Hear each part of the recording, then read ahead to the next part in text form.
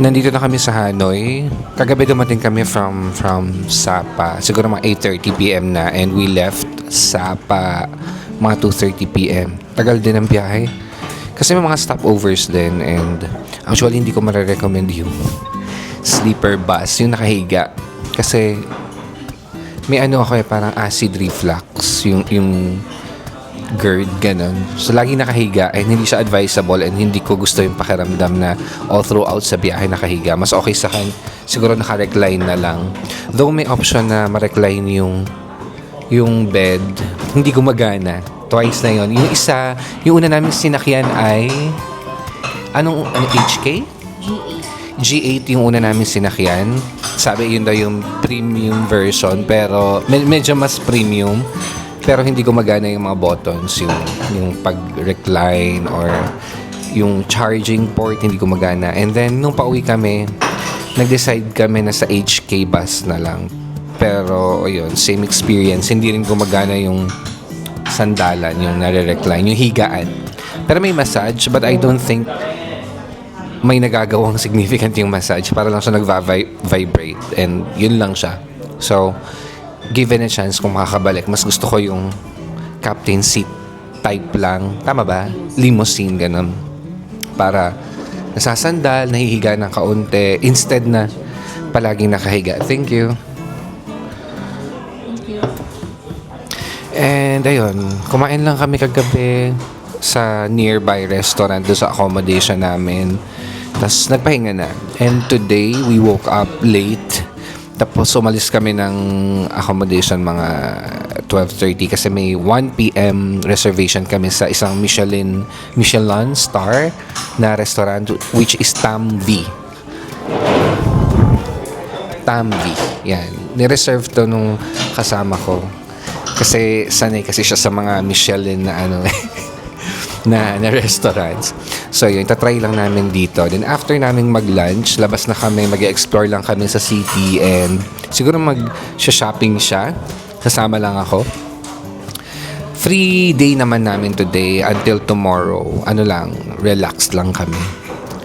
And ano pa ba?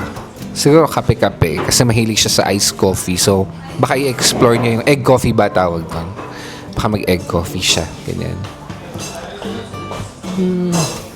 Maganda yung ambience nitong Tam-V na restaurant. Pero, well, this part siguro talaga ng interior, yung medyo dark, tapos warm na mga lamps, warm lights, tapos mga lamp. Eto siya.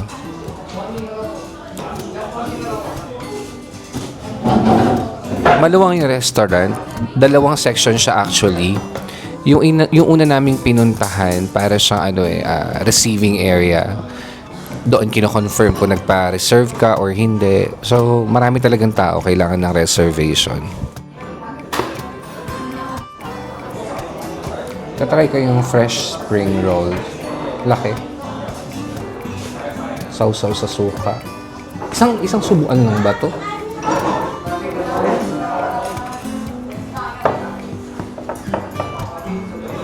Ay, may coriander. Ayoko yun.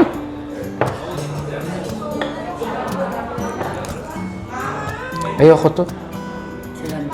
Cilantro. Ano ba yung coriander? Yun din yan. Ayoko rin ng mint. May mint. Ayoko ng mint.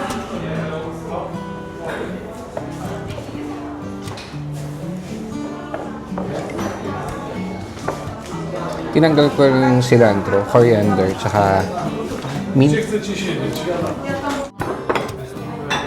Thank you.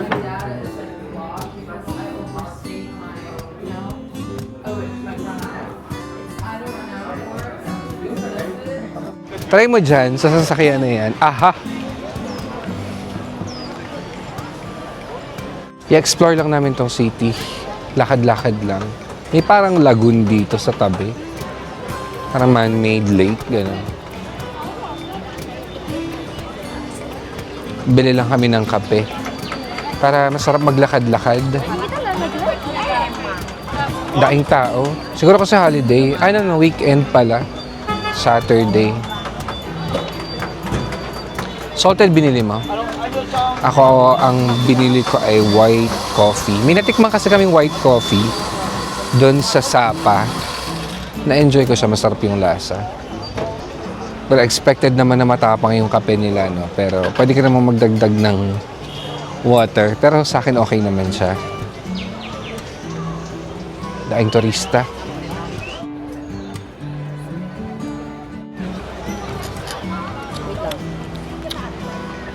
Tapang? Pero masarap. Sweet. Konti lang talaga silang mag-ano ng kape. Parang tatlong higop lang. Kasi nga, matapang. More on matamis to pala. More on matamis ang lasa ko sa kanya.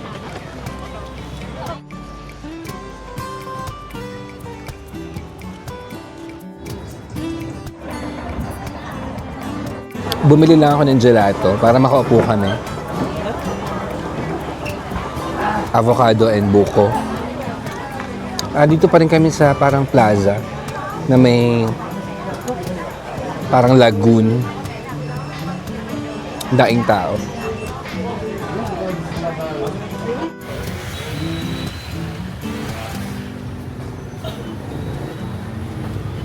Kaway ka naman dito.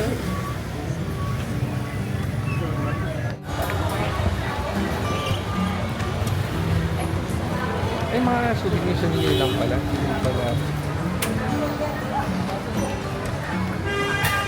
Parang nag-aaway na kami. Kasi, Hindi naman tayo dito sa Japan, ah. ayaw mo. Kayo? So, inamin mo din. Totoo naman.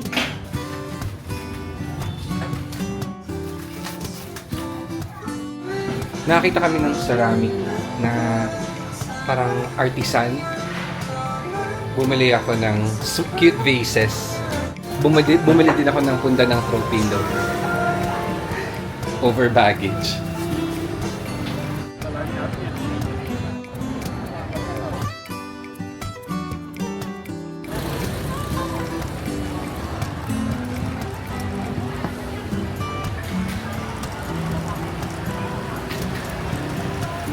It's 1:30 a.m. Hindi pa ako inaantok. So I decided to paint. Kanina kasi kumain kami sa labas. Dito lang along Hanoi Alley or street. Ang dami kasing streets dito. Tapos may mga kainan sa gilid. So kumain lang kami ng dinner doon. And then may nakita akong parang night market. And merong traditional tricycle ba tawag doon? Yung red. Tapos nag-take lang ako ng picture. Tapos interested akong i-paint kahit siguro impressionistic approach lang. So ito. Gabi yung setting kanina pero gagawin ko na lang umaga. Saglit lang naman to kasi mga big shapes lang naman yung ika-capture ko. So, habang nagpapaantok, paint muna. Here. Never mind the background na lang kasi kalat-kalat na yung mga gamit namin.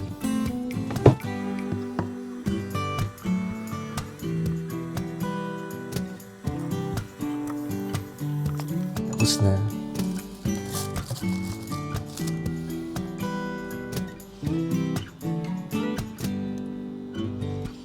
Yan siya. Very impressionistic na may pagka-abstract.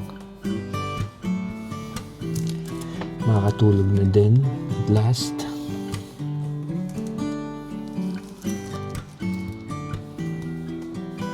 Bye-bye. Kakalabas ko lang ng hotel. Yung kasama ko nauna na siya eh. Kasi may bibili niya ata siyang shoes. Ako naman, as usual, slow morning lang. Late na ako nagising and then late na rin ako lumabas. Actually, 2 p.m. na. And magkikita na lang kami somewhere. On the way ako dun sa may Hanoi Lake. Dun kami hahanap ng restaurant for lunch. Tapos hahanap din kami ng mabibilhan ng coffee beans na gusto ko. Yung La Viette. Lalakarin ko lang from hotel to Hanoi Lake. Siguro 12 to 15 minutes. Okay naman kasi sa akin maglakad. And hindi naman ganun kainit. Cloudy. Basta wag lang uulan. Nakatakot lang tumawid dito. Kasi yung mga motor, check ko lang sa Google Maps. Teka, nasa na ba ako? Ay! Parang mali. Ayun. Sobrang busy ng mga street nila dito. Tapos narrow pa. Kaya ramdam mo na maraming tao, maingay. Though walang road rage.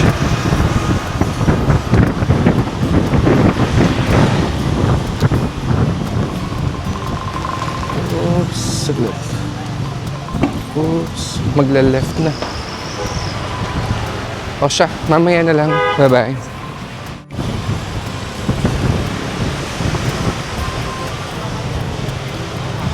This is Hanoi.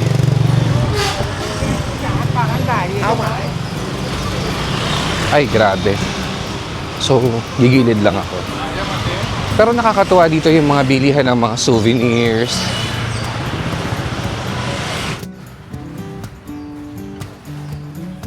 May nakita lang ako na local gallery dito sa nadaanan ko. So gusto ko lang maging familiar kung paano yung approach nila sa contemporary art.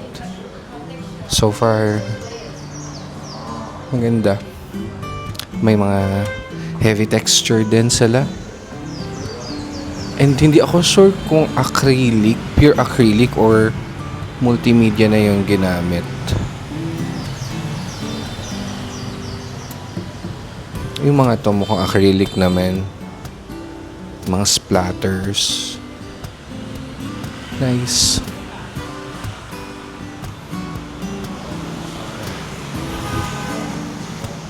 I'll just look around tapos diretso na ako sa pupuntahan ko. Medyo napatagal ako dun sa may gallery kasi may dalawang students tapos parang artist yung isa. Nakipagkwentuhan pa. Mga Singaporean students. And namamasya lang sila dito sa Vietnam kasi it's cheaper daw compared to Singapore, which is true. So yun, magtanong lang sila tungkol sa art scene sa Philippines. And yun, nanghingi ng konting advice. Binigyan ko naman. Siyempre in English, no? Kahit medyo nahirapan tayo. But yeah, I'm already settled dito sa isang local restaurant malapit sa may Hanoi Lake. So kakain lang ako ng lunch. Tapos parang may nakita ako doon na dessert, shaved ice.